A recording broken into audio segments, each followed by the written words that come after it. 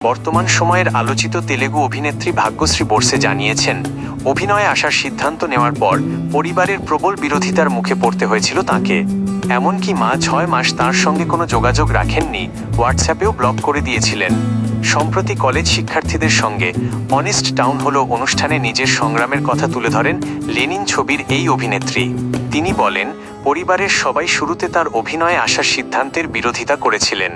ভাগ্যশ্রী বলেন, আমি প্রথমে মাকে ফোন করেছিলাম, তিনি না বললেন। এরপর বাবাকে ফোন করলাম, তিনিও বললেন তোমার মা না বলেছে। ভাবলাম অন্তত বোন পাশে দাঁড়াবে, কিন্তু ও না বলল। পরিবারের সবাই আমাকে নিরুৎসাহিত করেছিল। তবে ভাগ্যশ্রী মনে করেন, পরিবারের এই আপত্তি ভালোবাসা থেকেই এসেছিল। তার ভাষায়, মা বাবা ভয় পেয়েছিলেন। সিনেমার বাইরের মানুষ হিসেবে তাদের মনে হয়েছিল এই জগৎ নিরাপদ নয়।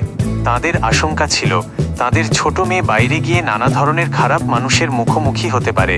এখন বুঝি মা বাবা হলে এমন উদ্বেগ স্বাভাবিক।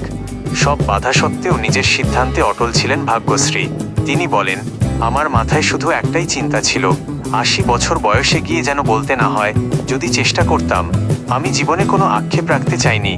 যা করতে ইচ্ছা হয় সেটা চেষ্টা করে দেখা উচিত।